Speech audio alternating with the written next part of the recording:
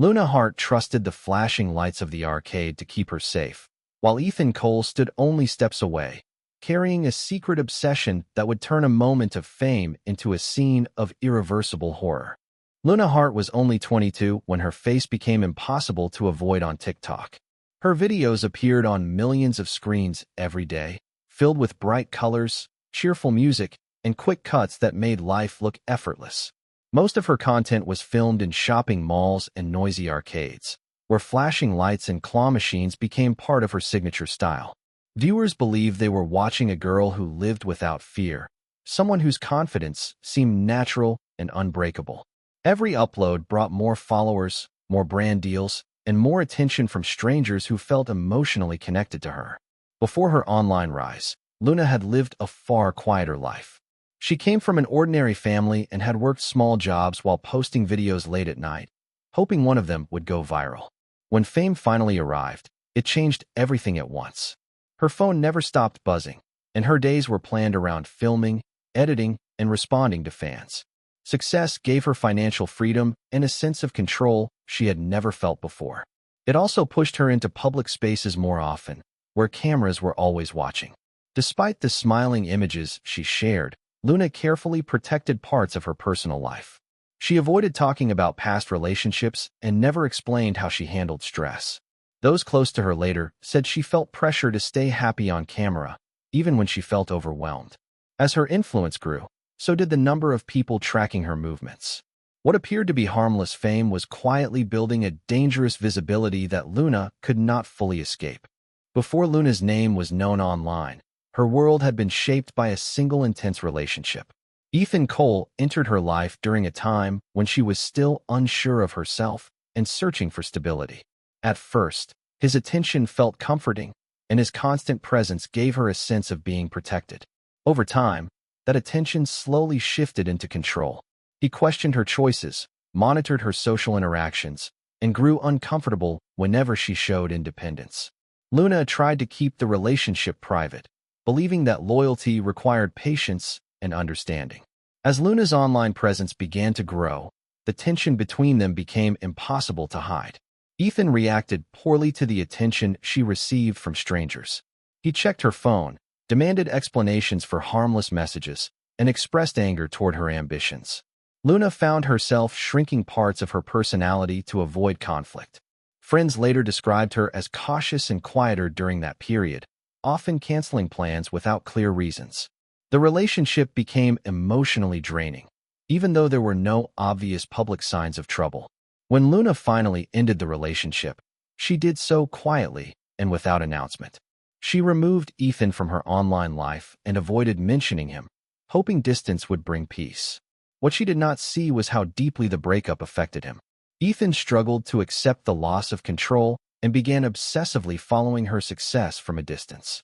While Luna moved forward, believing the past was behind her, Ethan's resentment grew in silence, turning what seemed like a finished chapter into a dangerous beginning. In the weeks leading up to her death, small changes in Luna's routine began to appear, though most people failed to recognize their importance. Her posting schedule became irregular, with long gaps replacing her usual daily uploads. When she did post, the videos felt carefully timed and shorter than before.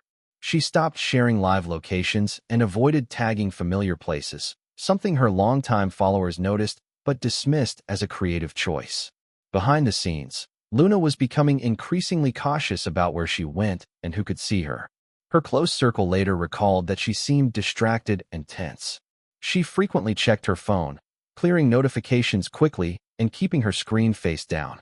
She avoided returning to places she once loved, especially locations tied to her past. Old photos disappeared from her social media without explanation, and several connections were quietly removed. These actions looked harmless at the time, but investigators would later see them as attempts to regain control over her privacy. Digital records uncovered after her death revealed a disturbing pattern. Someone had been repeatedly searching for Luna's name, tracking her appearances, and studying her movements. Authorities linked these searches to Ethan, who had memorized her habits during their relationship. He knew her favorite filming spots and the times she felt safest. Each ignored warning sign represented a missed opportunity for intervention. Luna sensed something was wrong, but lacked proof of danger. Like many public figures, she believed anxiety came with fame. The truth was far more threatening. The risks surrounding her were growing quietly, hidden beneath normal routines and masked by the illusion that public spaces guaranteed safety. On the night of her final appearance, Luna chose a place that once made her feel relaxed and anonymous despite the crowds. The arcade sat inside a large shopping mall, glowing with neon lights and filled with constant mechanical sounds. It was early evening, the busiest time, when families, teenagers, and workers blended together without paying attention to one another. Luna arrived alone, dressed casually, hoping to record a short clip and leave quickly. She believed the noise and movement would offer protection. Security cameras later showed her standing near a familiar claw machine, adjusting her phone and checking the lighting. This machine had appeared in many of her past videos and had become an unspoken symbol of her online identity. She focused on her screen, unaware of who might be watching her from a distance. The arcade environment made it easy to disappear into the background, even for someone as recognizable as Luna. Minutes after her arrival, another figure entered the mall. Ethan moved slowly through the crowd, showing no visible signs of urgency. He avoided direct eye contact with anyone and kept his head low. Investigators later confirmed he had been waiting nearby for hours, tracking her movements through recent posts and guesses rather than certainty. When he finally spotted her, he did not hesitate. No one noticed the shift in energy. The sounds of games, laughter, and music continued uninterrupted. Luna remained focused on her phone, unaware that this ordinary moment would be her last public image. What appeared to be a routine visit was, in reality, the final step in a plan shaped by obsession and silence. The attack unfolded with shocking speed, catching everyone nearby completely off guard. The arcade remained loud and chaotic, filled with flashing lights, ringing bells, and overlapping music from dozens of machines. That noise became a barrier, masking what was happening just a few feet away. Ethan approached Luna from behind, choosing a moment when her attention was fixed on her phone and the claw machine display. There was no visible struggle that drew immediate attention. The violence was sudden, deliberate, and brutally efficient. Luna collapsed beside the claw machine, her body falling against the bright glass and metal surface. At first, those nearby assumed she had fainted or slipped. Seconds passed before confusion turned into panic. When people realized something was terribly wrong, screams cut through the arcade noise, and several machines were abruptly shut off. A small crowd formed, frozen between fear and disbelief. Security personnel rushed in, but the attacker was already gone. Ethan moved quickly through the exit, blending into the mall traffic just as calmly as he had entered. Surveillance footage later showed him leaving without running, his movements controlled and emotionless. The entire attack lasted less than 2 minutes, yet its impact was irreversible. Luna lay motionless beside the machine that had once represented joy, success, and escape. Emergency services arrived within minutes, but there was nothing they could do. The arcade, once a place of laughter, became a sealed crime scene. Bloodstains and abandoned prizes told a silent story of violence in plain sight. In a space designed for fun and distraction, a carefully hidden obsession reached its tragic conclusion. The investigation began immediately, driven by the shock of a violent crime committed in such a public place. Police sealed off the arcade and nearby mall entrances, collecting surveillance footage from every angle. The claw machine area became the center of attention, with investigators carefully documenting the scene and preserving evidence left behind in the rush and confusion. Witnesses were interviewed one by one, though most could only recall fragments blurred by noise and panic. Security footage quickly became the most valuable resource. Cameras tracked the attacker's movements from the moment he entered the mall to the moment he exited. Investigators identified Ethan within hours, aided by his past connection to Luna and digital records that placed him nearby. His behavior on camera stood out, not because of haste, but because of how controlled and deliberate he appeared. That calmness raised immediate concerns. As news spread, social media erupted. Fans analyzed Luna's last posts, searching for clues they had missed. Tips flooded police lines, some helpful, others fueled by speculation. Authorities worked to separate fact from rumor, focusing on concrete evidence. Phone data revealed repeated searches related to Luna's locations, routines, and recent appearances. Financial records showed travel patterns matching her movements. The case moved rapidly due to public pressure and the volume of digital evidence.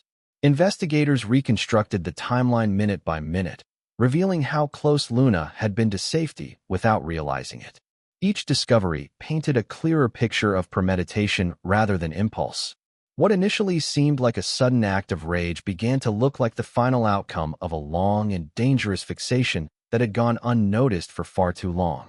Ethan was arrested less than 48 hours after the murder, found in a quiet town several hours away.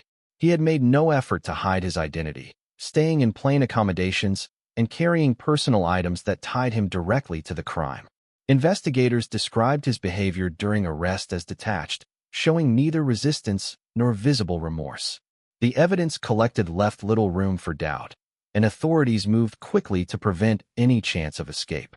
As the case entered the legal system, public attention intensified.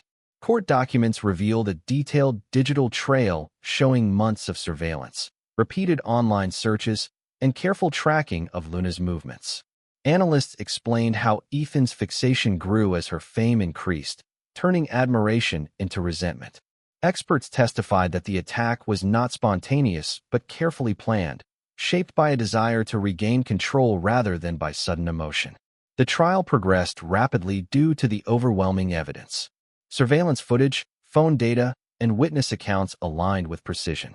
Prosecutors outlined a clear timeline that connected Ethan's actions before, during, and after the murder.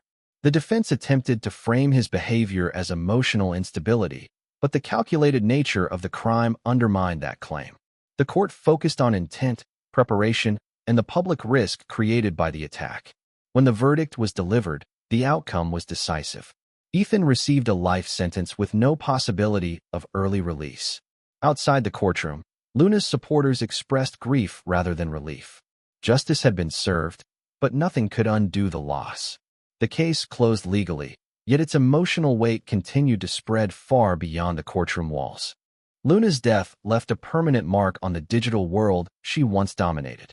Her TikTok account remained online, frozen in time, with comments continuing to appear long after the investigation ended. Followers revisited her videos, noticing details they had once overlooked, searching for meaning in smiles and routines that now felt painfully fragile. What had been entertainment became a reminder of how thin the line was between public admiration and private danger. The arcade removed the claw machine where the attack occurred, replacing it with a blank space that regular visitors immediately recognized. Flowers, candles, and handwritten notes appeared there for months. Many of the messages came from young creators who saw themselves in Luna and feared similar risks. Her story pushed conversations about stalking, online exposure, and personal safety into the spotlight. Platforms faced renewed criticism for how easily public figures' movements could be tracked. Luna's family chose privacy, releasing only a short statement asking people to remember her for her creativity rather than her death. Advocacy groups later used her case to highlight warning signs of obsessive behavior and the dangers of untreated fixation. Schools and online communities referenced her story when discussing digital boundaries and real-world consequences. Though Luna's life ended violently, her impact continued to grow in unexpected ways. She became a symbol of both the power and the cost of internet fame. Her story serves as a lasting reminder that visibility can invite unseen threats, and that behind every screen is a real person whose safety should never be taken for granted.